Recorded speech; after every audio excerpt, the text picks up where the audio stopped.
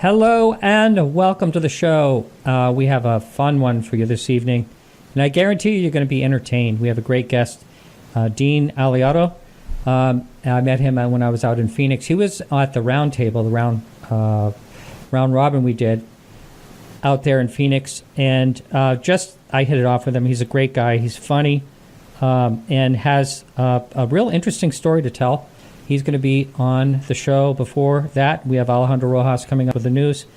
And good news, last week for those people on YouTube, I was able to edit, of course, for the podcast, but for the people on YouTube, we had some major internet issues. I had the cable person over here this week. They spent 2 hours and ended up being just a new router, and the router wasn't even that old. But I think we're going to be good to go, and hopefully that will not happen again. So if you support the show, I want to thank you so much. Anyone can help out, and all you have to do is go to podcastufo.com, and the information's right there. For $2 or more a month, you can help us out. We're always live. You can check us out on YouTube, and we're live at 8 to 10 Eastern Time on either Podcast UFO or on YouTube. We're also on the Dark Matter Digital Network every Thursday night from 10 to midnight. And I guess that's it. Again, I want to thank you if you help us out. And we're ready to get going. Alejandro, how are you? Welcome back. I am good. How are you? Doing great. Good to see you. Good to see you too. I don't dress up. I hope you don't mind. You haven't complained so far. Not that you dress up, really. I'm in my gym outfit. I'll probably go work out. Unlike Dean, I can see Dean already, and he's looking pretty good there. Yeah, I think he did dress up. He's got his hair all fancy there and looking real good. Yeah, Dean's in the wings. Our guests are a little behind the scene. Our guests are always in the wings waiting until I bring them on. So, what else is happening out there? Yep, I've got my camera to the green room. Yes, so a lot is happening. This is kind of fun. This is something cool. So I was in Boise with Mark D'Antonio and Ben Hansen this past weekend, and there's this big music festival called Tree Fort there, and they're kind of doing like South by Southwest where they're adding different festival type things around. So Food Fort, Ale Fort, Yoga Fort, and there was Hack Fort. Hack Fort was the tech section. And so I spoke on writing tech, and then we also had a UFO panel there at Hack Fort. The reason I bring it up is a couple reasons. One, it was standing room only. It was packed, which was really cool because my tech panel probably had three-fourths of the room full. But not only were the chairs full, it was standing room, people standing on the chairs or sitting on the tables, and we were just surrounded. So it was a lot of fun, and it was kind of cool because this conference or this event kind of is for the 20-somethings and the hipsters and stuff like this. Not the type we necessarily see at the conference besides Dean. And so it was cool to be able to get to that group and to see that they're really interested in this topic. And I think, one of the great parts is it was a panel, and it was a very interactive panel.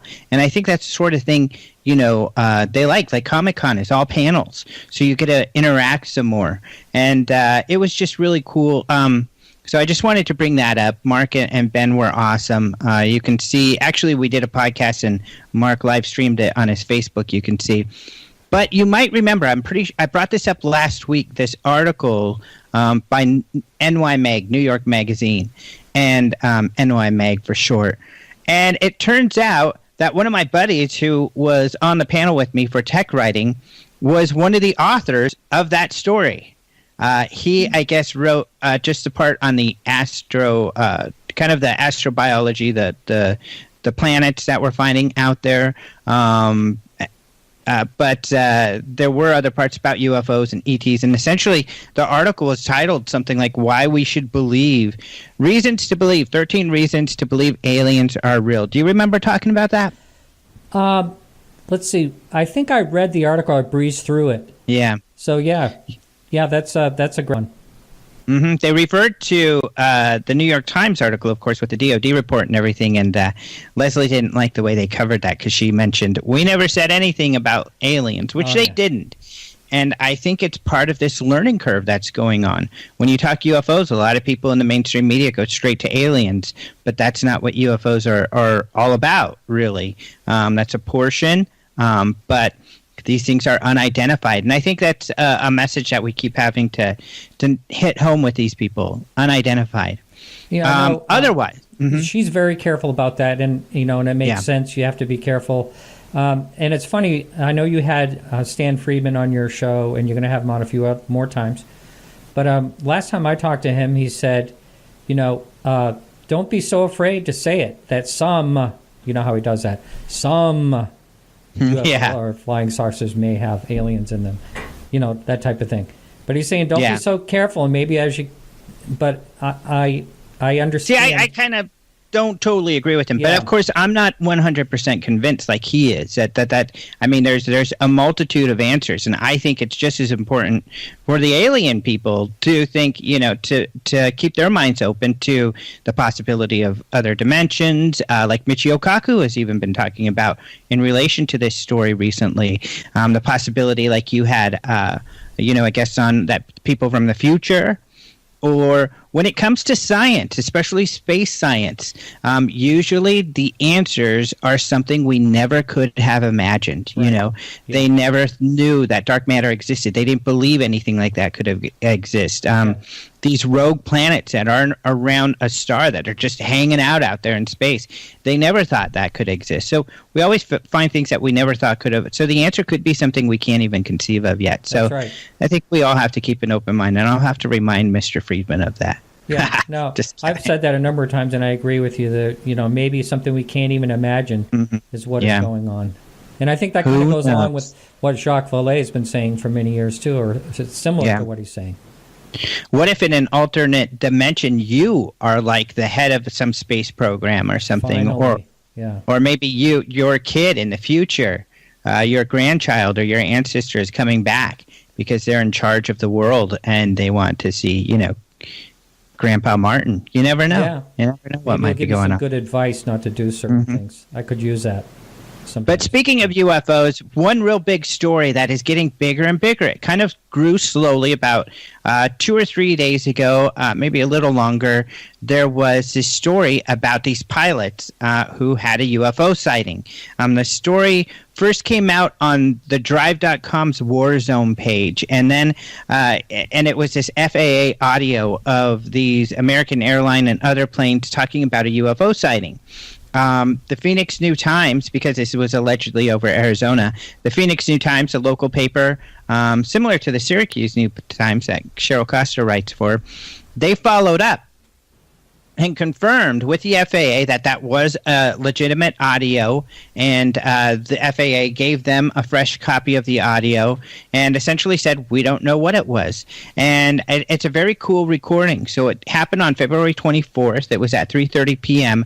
where an aircraft, a Learjet from the Phoenix Air Group. This is a chartered plane. They do cargo, but they also fly corporate people around and stuff like that. But they're in a Learjet at 37,000 feet.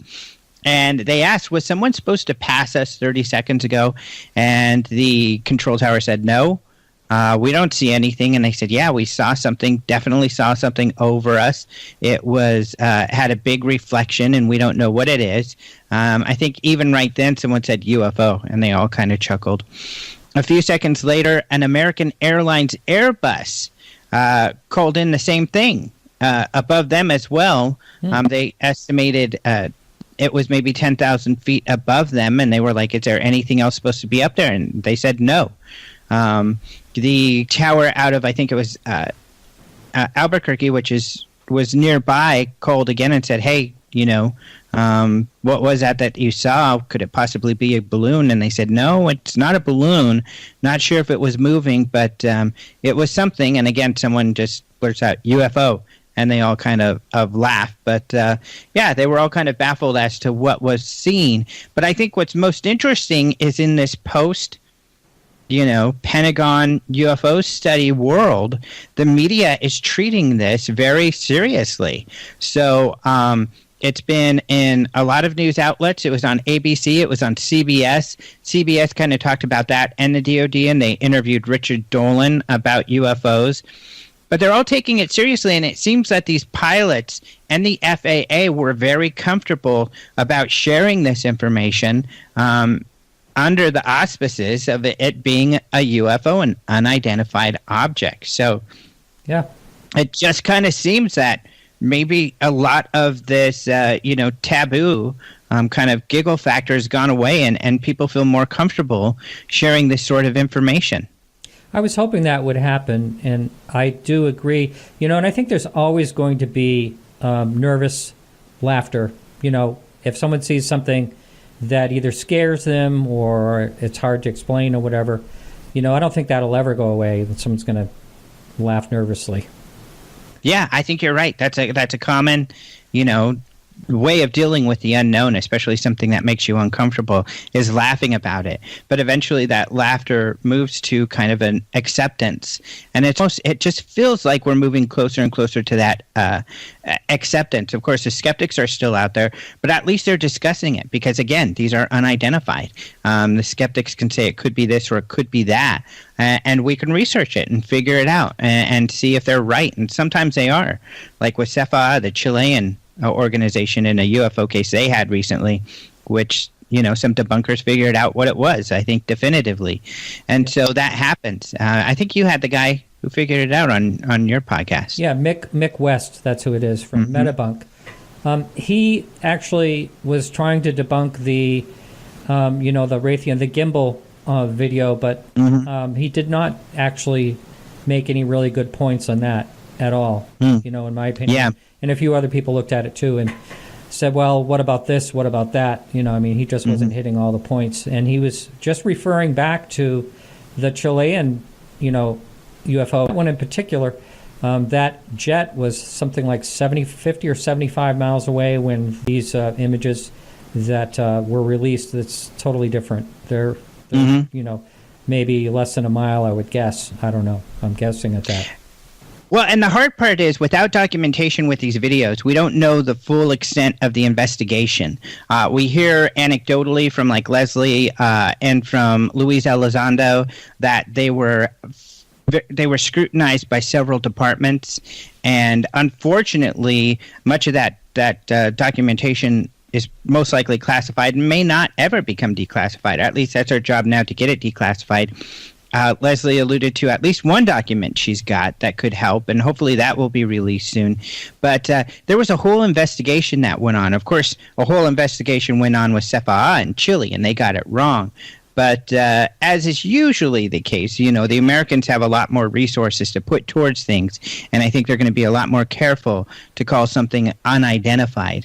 And in this case, with these 3 videos now, they were not able to identify these. But, Mark D'Antonio, the MUFON, photo and video analyst, has been out there, and he's been kind of not necessarily poo-pooing the videos, but saying, with what we have, the few seconds of each of these videos, it could still be this, or that. But he admits he doesn't have the rest of the investigation or more video to determine for sure what they are. And Chris Mellon and others have admitted these videos are very short. They on themselves are not substantial evidence. They are just parts of the investigation that they could release. So hopefully we'll find out more. It's very likely we won't find out a whole lot more. But yeah, it's still a remarkable incident when, the DOD, who is an authority, is saying that these are unknown, and it looks like the media is taking their word for it. And even the FAA, one of the groups that has been most close to the whole idea about UFOs, is now releasing information and saying, hey, yeah, this is an unknown. Here's the information we have about it. I think that'll be absolutely great if the FAA actually pays attention to this, and there's no shame to it. I don't know what other word to use. But, like, for instance, the O'Hare sighting, if that happened now, I think it would be taken totally seriously and not, like, tucked away like it was. Tucker Carlson on Fox News, he was really they were talking a lot about the O'Hare incident with Leslie Kean, a really important one, which is great because it brings awareness, and it's an amazing event. But the issue is, just like Chris Mellon was talking about, is where does that information go, though? That we need somebody to take a serious look at this, someone with the resources, to do full research and investigation on these. And even though Elizondo's group exists, it's not funded. Perhaps there's another group in the government we don't know about that is funding research into these areas, but that we need someplace for this information to go and to be analyzed so we can figure something out. Chris Mellon's article was great, his op-ed in the Washington Post with the third video. Right. Makes me wonder that now that they've sort of uncovered this and it's being talked about, if they are going to do more research, are they going to be more open about it? As far as, the Pentagon themselves, will they be more open about it? Or is it still going to be classified and hard to get any information out of them? It's a great question. I wrote my piece on the third video just a few days ago, and people can take a look at that. And I did take a little bit of a skeptical look in that, we still have to face that. We have had a couple comments, one given to the Sun. Some people question their credibility, but I know the author, and I don't think she's lying, where she was told by Defense Intelligence, we haven't released any video, and there's confusion about this group. And then more recently, CNET was told by the Department of Defense that we didn't release any files or videos, and I don't know what they're talking about. Of course, this was like an assistant to the deputy, so this is a politician, essentially, not really someone down there like Elizondo who's got his hands in there actually doing the work. So, and then we have what Elizondo and what the DoD told the New York Times and everything. So there is still some kind of disconnect where the DoD has not really faced this issue or discussed it largely, and they have declined some FOIAs for requesting more information about these cases. So really, at least so far, it doesn't seem like they're any more open to sharing information. Did they actually decline something or just not respond? They did tell, at least I know, and with Robert Powell, who you had on the show, who was investigating the Nimitz case, he had some hope after December that, he might be able to get some documentation, but they came back and they said, no, we don't have anything. Whereas he knows they have something.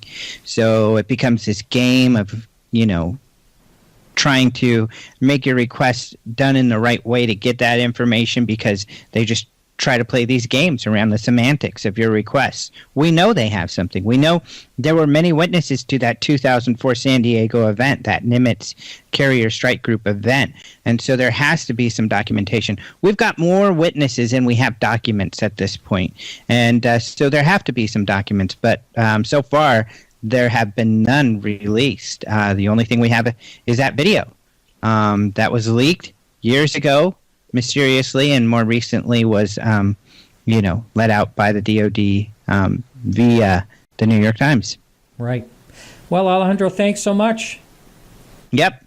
Thank you. Have a great time with Dean. I know this is going to probably be a really fun conversation. He's always a lot of fun, and then insightful as well.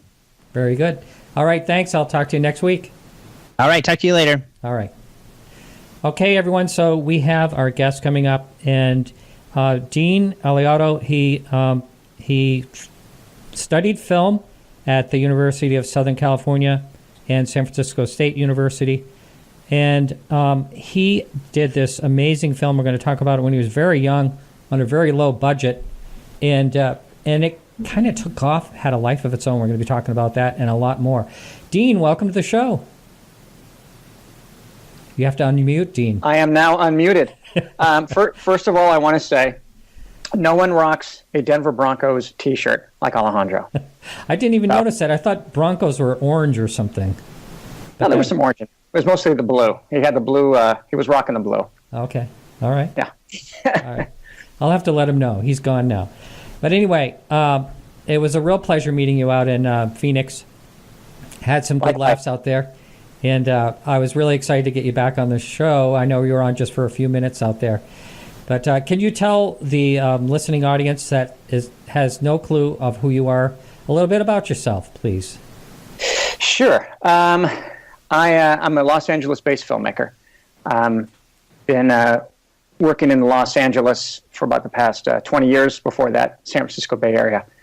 And And so I've kind of worked in all genres of shows, even different formats, like from TV, features, online. And there's about a third of the material that I do happens to be UFO and alien based. So I keep coming back to this touchstone, if you will, of aliens and UFOs. So it's something that I always attribute. When I was young and I was a kid, my father, I was on Ritalin as a kid, and I had a lot of energy as a kid, and so we're talking around between 7 and 9, and so I was on about 10 milligrams, and then that wasn't enough, so I was put on 20, then I was put on 30, so finally it put me into the Walking Dead category, and because of that, during the day, I was kind of like a little bit of a zombie, and then at night it wears off, and what happens then is you're up all night. Like the Jerry Lewis telethon, I saw the whole thing. I didn't take any naps, no siestas for Dean. And so what I would do is I would find myself looking out my window at night, looking at the stars. And it was this kind of way for me to, look beyond what was going on in my life, what was going on beyond my parents' divorce and everything. And I was living away from my brothers at the time, my older and my younger brother, my older brother Mark and Matt. And so it was a way to kind of look out there and kind of escape and go beyond that. And I kept going to the stars and kept looking at that. And so as a kid, the shows that I really reacted to was anything that was science fiction, because that was the only time you'd really see a star field in a story. And so it just became this thing that started out early and captured my imagination and the idea of wonderment and awe. And so that was kind of, I think, what seeded my imagination as a filmmaker. And so let's talk about the film you made. And I know your friend came along and he said he'd wanted to be a show producer at $6,500. Is that the right number? Yeah, because you can become a producer in Hollywood for $6,500. So okay. What had happened was I had just around the time I graduated from film school, or dropped out of film school. Let's be honest. Can we talk full disclosure here? Yeah, let's just go two film schools, not one but two. I was just too impatient to get things going as a filmmaker. Were you out of Ritalin? I was out of Ritalin. Yeah, that was the big cause. It was like, now what do I do? And so what happened was all of my heroes, Steven Spielberg, Orson Welles, Martin Scorsese, all these guys had made their movies by before age 25. And so that number was a few years away and was really freaking out. And so I thought, what can I do? I got to make a movie. And so I had this guy that I'd gone to high school with, and he said, hey, I'll give you, some money. I've got a little bit of some money stashed away, and how much you got? $6,500. And I said, yeah, I think I can do a home video for that. Thanks, but no thanks. So I went along trying to figure out what the hell am I going to do. And then I read the book Communion. And then I took a flight, because I was living in San Francisco at the time, to Los Angeles, where I was going to pitch a story. And as I was leaving, it was one of those flights, as you're on the tarmac, the sun sets, and you see the stars come out. And as I'm flying, as we're taking off, I look out the window and I'm imagining, what if this was me looking at the Earth the last time I was being abducted, and this is me looking away. And for some reason, that thought mixed with a cocktail of Communion and all of the other In Search Of TV series and Close Encounters, certainly, and E.T., a big influencer. I came up with the idea of doing a home video, but incorporating those two things. And so when I say home video, this is way before found footage. This is like 20 years before, 10 years before Blair Witch. And so it was just this desperation. And so I thought, okay, well, what if I videotape this thing that you would naturally have a camera out, videotaping. And so it was this girl's birthday party in a cabin up in the hills. And so, and then there's a blackout, and they go out to investigate, and one by one they get abducted by aliens. So that was the conceit, and we improvised it all. I had a 10-page outline that I worked off of, and we improvised for like 2 weeks, had it pretty well dialed in, went out and shot it in one night. And the ship and the aliens was produced for about $750. The guy who did those, very talented production designer, Bill Bowes, would go on to do the first Fantastic Four film and work with Tim Burton on many of this animation stuff, stop motion stuff he did. And so anyway, we shot this thing, and it was this kind of experimental thing that was more or less just to get me past the hurdle of making my first film. So that was the final goal. That was achieved. And then at that point, we had our screening, which Jacques Vallée attended, and through a mutual friend, and enjoyed it. And we had a conversation after, which was pretty funny, because I just wanted to talk to him about aliens, and all he wanted to talk to me about was making movies. So we had to kind of meet in the middle. And so it ended up getting distributed, and so kind of happy ending, except the distribution company burned to the ground, literally. And so wait a minute. It was just before you move on. What type of process was it in at the time? I mean, when you say it burned to the ground, did it burn down with some original footage or something? Flames and fire. That's what happened. It literally burned to the ground. I'm not saying that the guy who owned the distribution company set it on fire for insurance reasons. It wouldn't be the first time that happened. But anyway, that was it. So I lost my main master and all my artwork. And I thought, all right, well, that's it. Time to move on. So flash forward a few years later, and I get a call from this guy named Sean David Morton. And Sean is saying that he represents people who are interested in this film. He tells me, he says, do you know anything about this found footage? Which is the first time I'd ever heard this. I think we're talking about maybe 91, 92, around there, maybe 93. And he says that I guess a few screeners got out to some mom and pop video stores before the distribution company burned to the ground. So someone more clever than I am, edited off the credits and passed it around the community as the real McCoy. So it ended up at the International UFO Congress Convention in, I believe, 93. And supposedly just, brought the house down. Retired Lieutenant Colonel Don Ware claimed it was authentic, and so did a researcher, Tom Dongo. And so I'm hearing all this stuff. Can we hold here right now? Yeah. So you're saying that, let me get this straight. So the distribution company burns to the ground, but they had a few screeners that went out there. Someone actually took that and they removed you from it, removed all the credits. They cut out the credits, yeah. And then they put it out there as a real, like, this is real found footage. And this is still 10 years before Blair Witch or so. Exactly. Wow. Yeah. Okay. So I kind of laugh and I go, well, no one found it. We made it. And he says, all right, well, Unsolved Mysteries is out. And I'm like, dude, who are you? And he says, okay, so here's what's going on. Tells me the whole story. And he says, Unsolved Mysteries was interesting. He said, we might be able to get around that. And I go, well, the mystery solved now. He says, okay, we've got a hard copy. And we have a show called Encounters for Fox. And so I end up on Fox as the world's greatest UFO hoax. This is before Alien Autopsy or anything. And so I go on and they interview me and everything. And it's still, to me, this kind of amusing thing that the impetus for it is that I'd never been abducted by aliens and or any other whatever species they could be or future beings, whatever. But I thought, how do I experience that and show it to audiences? So that was the conceit of this.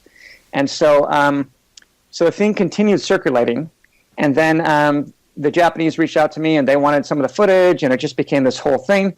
And I thought that was the end of the story. So then about 2 years later, I'm working on the Stephen J. Cannell crime series, and the head writer of the show, Paul Chitlick, says to me, I heard about this video. I want to see it. And I said, no, it's all handheld. It's really weird, dude. It's handheld. It's this home video. And he's like, show it to me. So I finally show it to him, and he watches it and he says, I dig it. I can get us a TV movie deal with this. And I flippantly said, okay, Paul, you can, write the script. I'll have a story by credit, and I'll direct it, and we'll produce it together. The next day, we had a meeting at Dick Clark Productions. So we went there. We didn't say anything. We just shook Neil Stern's hands, who was the head of the TV division at the time. And we put in the tape from Encounters, the 6-minute tape. He watched it, shook our hands, laughed, and said, you guys have a deal. That was my first Hollywood deal. So now we go out and we're shopping it to networks and stuff. We go to Fox, And Mike Darnell, who was there, who's the guy who was greenlighting the films for reality TV passes. He says that people lose careers over this. And then a year later, he ends up doing Alien Autopsy. I don't think anyone lost their career over that, with Bob Kvyat. And then we end up doing it at UPN. And now the budget is $1.25 million. So normally, as a filmmaker, you'd be very excited about that. But I still know that the parameters of what I'm doing is essentially something that's going to be shot in one night, at least a week. So I don't know how to spend that much money. So I'm like, geez, can we get the guys from the X-Files? So we get the guys from the X-Files to do the Shipping Aliens. And so we go up in Vancouver. And now that $1.25 million is going to come in around 1.7. And so kind of more stress is coming. And we end up coming about $500,000 under budget, which is great because my awesome agent had negotiated a deal to get a percentage under, a good incentive for a filmmaker to come in under budget. Mm-hmm. And so we made the thing, and it was great. We shot in a week. We did 5 20-minute takes, and this time it was scripted.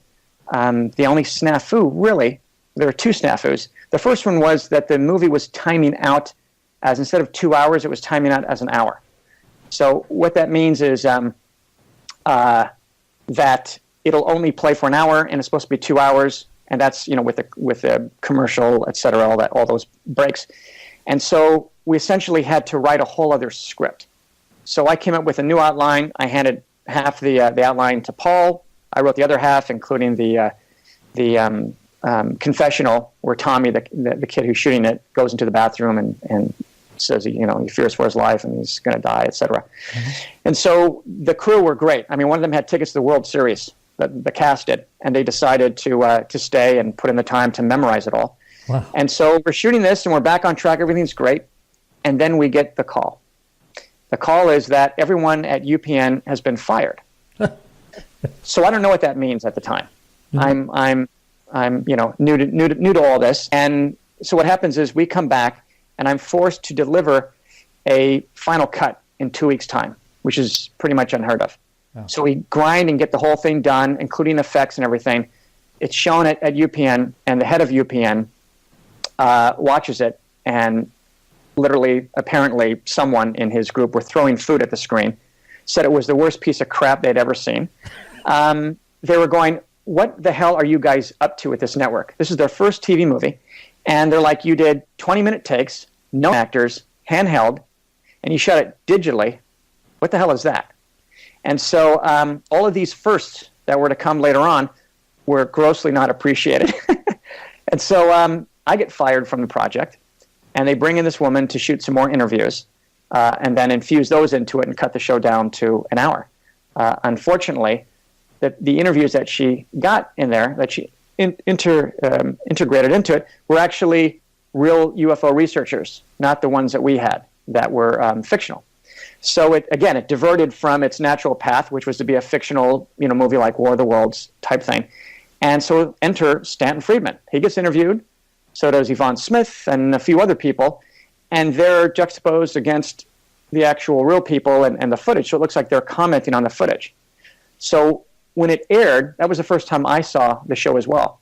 So it was mortifying for me because, Stanton Friedman has been one of my idols, and, with the whole Roswell breaking and everything, that story. So it was a little bit of a bittersweet thing for me, but, it got me into the Directors Guild and got my first film done. And then they did an online poll to see if people still believed it was real. Half of the audience, and this is the first online poll that I'm aware of that had ever taken place on a show before, half of the audience believed that it was real, even after seeing credits, Alien 1 played by so-and-so, Alien 2, Alien 3. So I didn't get what that meant. And what it meant is the internet, again, this is like 98. The internet was burgeoning, it was just coming in, and all of a sudden it starts feeding, it starts building, and then it becomes this huge conspiracy. And then they do more and more research, and then the list of conspiracy theories starts building and escalating. And so the three main ones are that it was based on, that the remake was actually based on a real video of an alien abduction. And they cite my original one as being the real one. The second one is that I work for the government, and that I'm part of some disinformation campaign. And the third one is that there is still some video out there, separate from mine, a video out there that is actually the real thing that I've spun into this whole big disinformation campaign. So my first reaction was, this is awful, this is horrible, I can't believe this. This is not my intention, and I have documentation to prove all that, but that doesn't matter because it's the internet and fake news rules. And then I kind of rolled with it. It took me a while, though, to kind of somewhat embrace it and say, all right, well, this is the modern mythology. It's not built on, from cavemen to cavemen telling the story or this to that. It's now word of net. And so the internet carries that. And so, I kind of let this thing lie dormant. And in the meantime, over the years, I've watched the conspiracies build. And then I meet Alejandro, and I'm invited to come out to speak at the International UFO Congress Convention for the 25th anniversary of my original UFO abduction. And so I was out there, and I got a chance to do your podcast, sitting across from Yvonne Smith and Stan Friedman, and Travis Walton and Nick Pope and a whole bunch of other luminaries, Dr. Bob, etc. And that was just fantastic. That was great. It was like the icing on the cake, and got a chance to apologize, and Stan had no memory of ever even doing the movie. So I'd been harboring this fear of, I got to do mea culpa. I have to apologize. And it's like, whatever. So anyway, yeah. So, and then I heard my favorite conspiracy theory about me, which is in the 70s, there was a mayor named Joseph Alioto in San Francisco. And this conspiracy is that that I'm his son. Now, the mayor was a great mayor. He was being groomed for presidency, and then Look magazine, which was not doing too well at the time, came out with a story linking him to the mafia. This is not a conspiracy. They linked him to the mafia, and which he was not connected to, and he proved it because he's a better lawyer than he is even a mayor. And he sued Look for magazine for $20 million and won, which is why there's no longer Look magazine. They went bankrupt. End of story. So I never met the guy. I think my grandparent or my grandfather, my great-grandfather, brought a cousin over, and that was the mayor's father or something, but no one ever knew if they were first, second, or third. We all came from the same place in Italy. Anyway, there's a lot of Aliotos. So I've never met the guy. He's passed away since then. That was great. So the belief was that the government got to my father, the ex-mayor, who got to me, and I agreed to work with the government to do this. So that was a whole new one that I heard at the convention. Did you have any actually confrontations with anyone that was? Now I remember you telling some story about someone said they knew the people in the film, or something. Yeah, there was. Well, not at the convention. There was someone who sent me an email and said, "How do you explain the fact that my mother is no longer friends with my mother's best friends is no longer friends with the McPhersons," which is what the remake I did. It was called the McPherson Tape, the original version, and then it became Alien Abduction Incident in Lake County. And I emailed back and I said, I really can't explain how your mother's best friend is no longer friends with fictional characters. So, but there were a few people that were at the convention that Alejandro said, hey, and this was after I spoke at a panel, is there anyone that still believes that Dean isn't telling the truth and that this might actually be real? And in the back, of course, in the back of the theater, a few people raised their hands. And these were the ones who were willing to raise their hands. And so at the end of it, at the end of the panel, Alejandro held up my movie and said, Dean wants to give whoever still believes it a copy of his movie free of charge. Here it is. This is, no one would come up and claim it. Yeah. So. Oh, that's a riot. And so the original, is that still floating around somewhere? Like the ones that the people got out, without your credits or anything, is that still out there, or do you remove it from YouTube? How do you take care of like the IP trademark? Keep my IP. Yeah. So what happens is once a month I go online. The YouTube copyright infringement and I have become real good buds, and I shut them down for two reasons. One is I own this and it's my IP and hold the copyright. The second is that they're showing really, really crappy versions of it. So that's not great. No filmmaker wants that fifth stuff. generation or something, you mean? Yeah. With static across the screen at some of the key points and everything, and some of that lends to the credibility, I guess. But it's just they're missing some of the nuances and stuff, and like you see the alien outside the window, and that you don't see with that. So for when Alejandro, when we talked about me coming out there, I decided to go back to my originals. So even though the master was destroyed, the actual tapes that it was recorded on was not. And so what I actually did is I went online and I found a bootleg copy of my movie, and I used that to mark where the cuts were, and had gone back to my original footage, which was shot on 8mm stereo. It was the first stereo camera for 8mm video, and I remastered it, digitally remastered it, and I up-resed it and created a whole new master for it, and then I put in the encounters segment, Fox Encounters behind the scenes segment of it, married it to it, and so now I am selling the actual movie for downloads and DVDs and everything. So it is now, for the first time ever, available. One funny thing is that there have been people over the years who sent me money, wanting copies of the film, and I sent out a couple, and then I had lost several, like half a dozen. And when I went into storage and I was digging out to get all the tapes and everything, I found the 15 that I did not send out, and I found all these, and I spent about a week tracking them down, and I was able to reach maybe a third, almost half of them, and I reached out and called these guys or through LinkedIn or Facebook, and freaked them out. There was a lot of acid flashbacks for these guys because some of them were varying ages and stuff, and I reached out to them. I'm like, oh my God, dude, you have no idea how much it's affected my childhood. I still sleep with the lights on and everything else, and which I apologize for. And so anyway, I ended up sending them out the videos, 15 years later, or 20 years later.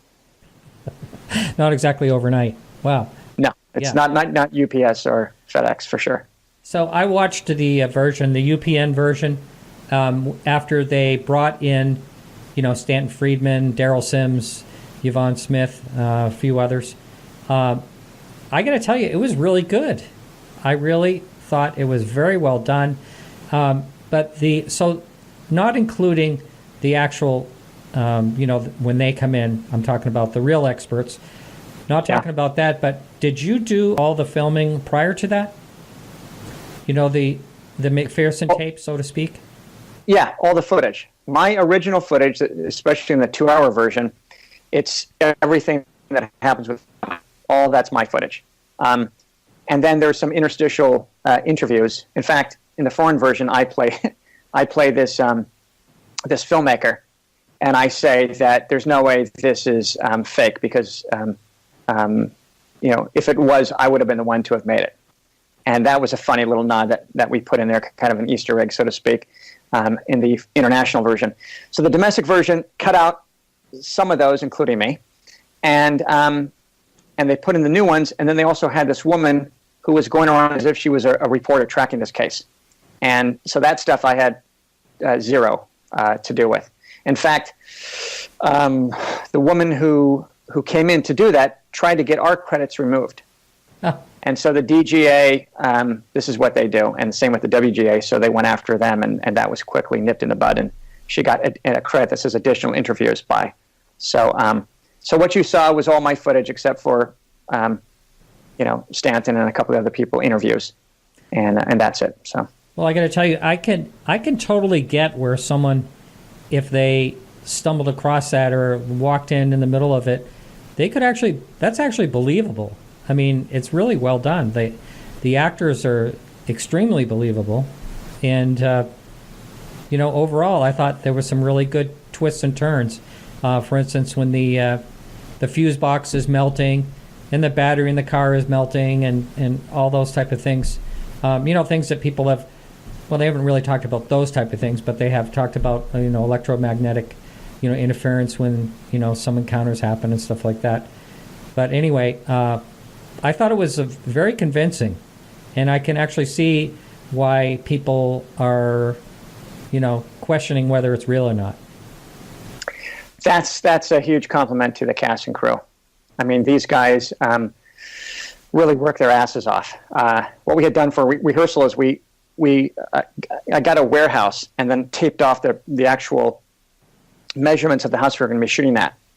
And so the hardest thing for these actors were to do is you look at it and you go, oh, well, they're just, a lot of people just think, oh, they're just improvising. And the first one, certainly we did that. And the second one, there was no improvising. It was all written out. The toughest part for the actors was to turn their back to the camera.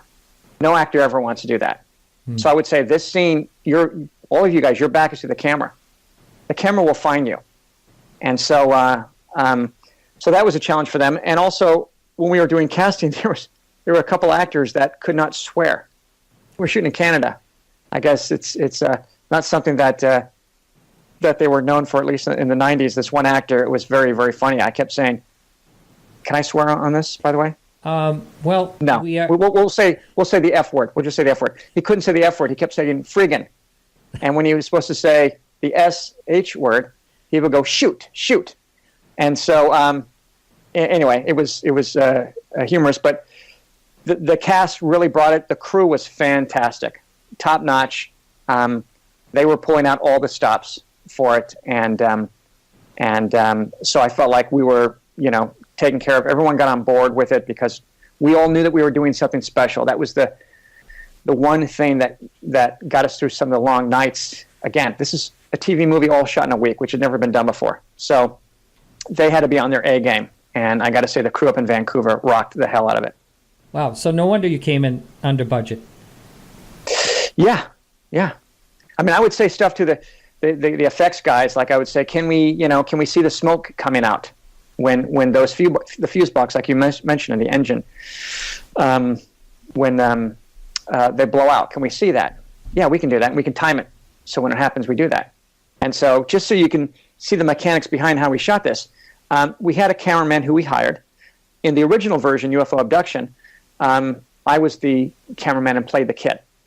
And in the remake, we hired specifically a DP. And so the DP is on a headset with me. So I'm looking at one monitor, and I'm sequestered away in this room that you don't see. And I'm telling the camera, pan right, pan left. And then I've got another headset here. And that one, I'm cueing the crew, the first AD, Gareth, great guy. I'm cueing him to cue the effects and cue all the stuff. And we have an actor who's playing the kid who has to navigate around. So whenever the cameraman, sets the camera down so that we can have the actor who's playing him, Tommy, comes out, he sets it down, and they're dressed the same. So sometimes the cameraman will look down at his shoes, and because he's dressed exactly like the kid, a grown man. And so it was a bit of a juggling act. And at some point, I will say, I think by Friday or by Thursday, the cameraman got into the zone, as they say, and there wasn't too much direction I gave him. We had rehearsed it, but he just went off, and he was in it, and part of the panic and everything. And so we were all kind of into this experimental thing, and yeah. Wow. I'm glad that you enjoyed it. You had to do a little voiceover in situations like that. And as far as the kid's voice with the camera running along with the camera, yeah. Well, he was right there. For the 1 hour version, to link some of the things that they did, because they did cut it down, they brought in a sound-alike who sounded, I didn't think, very much like him. So that was a few places in the 1 hour version that bridged that. But the kid playing Tommy, the guy playing Tommy, he had to be right next to the cameraman, like literally was holding his belt behind him. And so he was giving him all the lines, feeding it. I got it. Before I want to move on, but before I move on, I want to invite people to call in if they have any questions about this film or questions actually for the guest. The call-in number is up on YouTube. If you'd like to call in, feel free. Also, we have someone that's monitoring the chat. If you'd rather just post a question on chat about this film before we move on to other topics, go ahead. And so I'll just keep on the subject just for a little bit longer, and then we'll move on. So as far as what do you think will happen? Will you think this will continue getting out there and people, making up conspiracies about it? Boy, in today's day and age, it can only build. So, I mean, just going to the convention alone, I heard, like I said, a few more theories. You type in my name in alien or UFO abduction, and it goes on for hundreds of pages. There's a part of me that's kind of frightened because of how it's affected politics today. The fact that people are unable to discern what's real and what isn't. When you and I grew up, there were 3 networks, not counting UHF, and so you'd get your news from Dan Rather or Peter Jennings or Tom Brokaw, and that was it. And you would just tune in and you'd get that, and you took their word, that was it. Now conglomerates own, as you know, many news organizations, so the agenda is pushed wherever they want it to go. So the news slants one way or the other, and it becomes a big vacuum. And there's a lot of people on Facebook who have cleared out and gotten rid of all the people who are on one side or not on their side. And so the problem with that is then you just have this echo chamber. And so I think I might be going off topic here, but I think that there's kind of a bigger picture of where this is going, and I think that you can, just like you can pick your own movies, you can pick your own truth. And so I think that the fact that UFOs and aliens are so prevalent, and they're the second most Googled, searched item on the internet, second only to porn, shows that it's pretty. It's a pretty huge part of the general public's interest, and so I think it's going to continue. And I have a few more projects that I'm considering working on in this space, and in development on. So not to continue propagating more anything that's an intentional hoax at all, but to work in a world where in a film space where I'm able to show what it looks like and what it is for people who have not had that experience. Only because I want to see what that experience is like, meeting beings from another planet or from the future or another dimension, whatever it is. So can you talk about some of your proposed projects coming up? I saw on your Patreon page that you have some ideas. Are you anything in the works, or just is it in a thought process at this point? Well, I'd love to tell you, but the government has made me sign a non-disclosure agreement, so I can't really get into it. So. What I can tell you is that if you go to patreon.com, I think it's .com/alien content, and there'll be a link, I'm sure, on your site to this. You can see the 3 projects that I'm in development on right now. What I've done is basically, because I keep going back and coming back to this genre, I decided to focus on that. And so for the near future here, I'm in the UFO and alien extraterrestrial business, and the 3 projects I have. The first is a kind of combination of All the President's Men meets Close Encounters of the Third Kind. So basically what that means is it's about a young reporter who teams up with a young blogger to unearth the world's greatest UFO cover-up. And it's a mystery thriller, really fun project. Because I also write, edit, and shoot my own stuff and even color grade a lot of my own stuff. When I'm working independent, I'm not working as a hired gun. I can do these things for a decent amount of money, but we still need budgets for these things. But we're able to do these things and do them in a way that are because I don't have any outside person influencing me. I don't have studios or networks or anything else. I'm able to do these things based on as much real evidence that I've been able to, evidence that seems to resonate with the truth. and incorporate that into these. So that's the first one. That's called Dark Side of the Moon. That's a really fun project. All of my projects have a little bit of humor in them, by the way, because I'm a card-carrying smartass, so there's nothing I can do about that. So that's the first one. And then the second one is a third remake of my Alien Abduction movie. And so there's a lot of things that are kind of, the conspiracy is built so much that, and I have grown as a filmmaker, and so there's a lot of things I love to go back and explore, because I find that every single movie I make, there's one theme that's throughout, and that is family. Family is really, really important to me, and I tend to do movies that deal with family that have dealt with tragedy or breaking, up the fracturing of a family or family coming together. And so even though it's in a specific genre, to me, that's the core. That's the experience of the human, condition. So so that one, there's a lot more room in it now, 20 years later, 25 years later, for me to swim in. There's some great twists and turns that I'd like to add that I, would like to see myself. And that's called Incident Lake County. And then the third project I'm doing is based on a novel that I wrote, which is called Skylar's Alien Abduction Blog. And this is one of my favorite projects. It's about a young kid who moves out from San Francisco to Los Angeles to make it in the indie rock scene as a drummer. And so he gets success pretty early on. Within the first 6 months, gets hooked up with a band. The band is about to blow up, and he dates this groupie who, unfortunately, gets abducted occasionally by extraterrestrials. And so she has him over one night when she knows that they're going to be there, and now he gets abducted. And it just spirals his world to the point he's having flashbacks, he can't function, he gets kicked out of the band. And so the series that's like the opening, and the series is, here's this guy trying to function, trying to rebuild his career as a young millennial, working at Starbucks, while at night booby-trapping his house from extraterrestrials. And so he keeps this blog going because his therapist, who doesn't believe him, recommended it to keep his sanity. So he's got this anonymous blog called Skylar's Alien Abduction Blog. And that's a TV series project that I'm doing. It's a half-hour show. Wow, that sounds really good, actually. So, yeah, I've actually had contemplated, like, people that, claim they are getting abducted, like, on a regular basis. I can't even imagine how someone could, if something like that is happening, whether it can be explained or not, I can't understand how someone can even function in the world.